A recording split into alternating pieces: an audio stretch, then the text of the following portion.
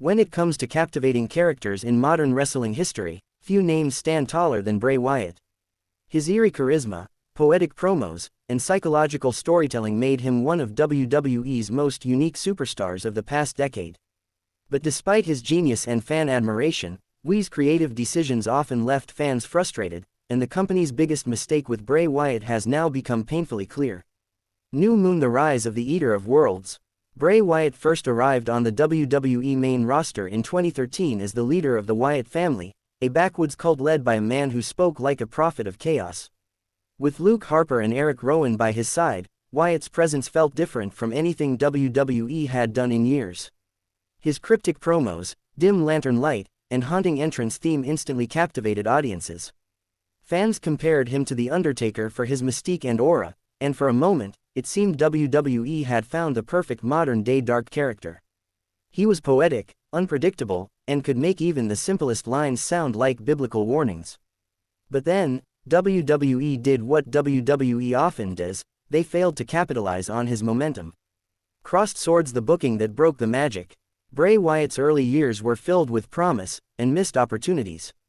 At WrestleMania 30, Wyatt faced John Cena in what was supposed to be his defining victory.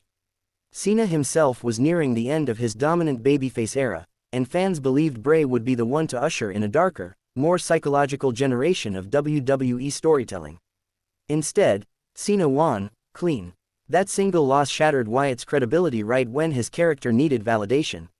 He had built weeks of haunting promos, emotional storytelling, and fear-based psychology, only for WWE to reduce him to just another villain defeated by the hero. Wyatt's downward spiral didn't stop there.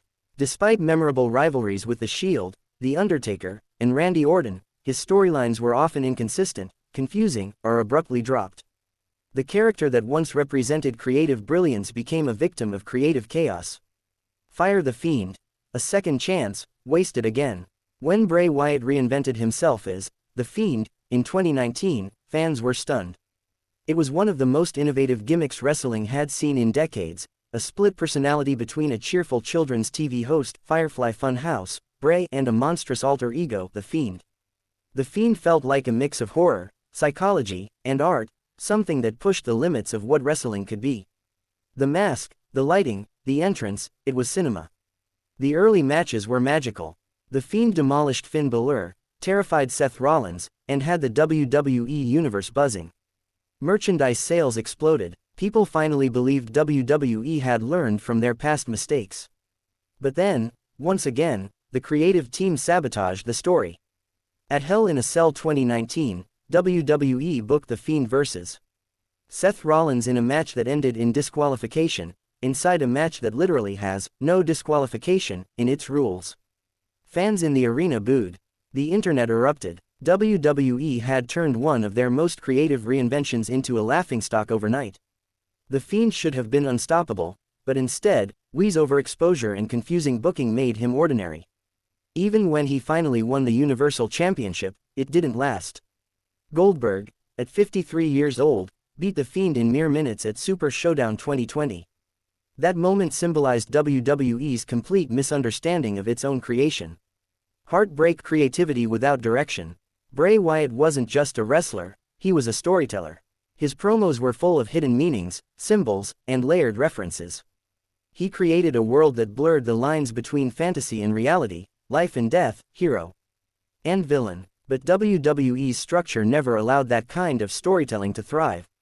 They demanded weekly clarity, short-term payoffs, and corporate scripting, things that crushed Wyatt's abstract genius. His character didn't fit inside a traditional wrestling mold, and rather than adapting to him, WWE tried to force him to adapt to them. The Fiend's mystique faded as he appeared in unnecessary feuds, suffered unnecessary losses, and was inconsistently portrayed. Even his long-awaited return in 2022, after being released in 2021, started with great promise but never found its rhythm before his tragic passing in 2023. High Voltage: The Real Mistake. Misunderstanding the artist. The biggest mistake WWE made with Bray Wyatt wasn't a single match or a single loss. It was the systemic failure to understand what made him special. He wasn't a typical babyface or heel. He wasn't just a promo guy. He was a creative visionary who wanted to redefine wrestling storytelling. Wyatt built worlds. He turned nightmares into narratives. He gave wrestling something it rarely has, depth. In WWE, rather than embracing his creative autonomy, restricted him under corporate scripts and inconsistent planning. Every time his character caught fire, the system extinguished it with confusion, overbooking, or lazy storytelling. Candle legacy of the Fireflies. Despite all the creative mistakes, Bray Wyatt's legacy shines brighter than ever. His fans, known as Fireflies, continue to honor him with glowing lights during live shows, tributes online, and heartfelt memories.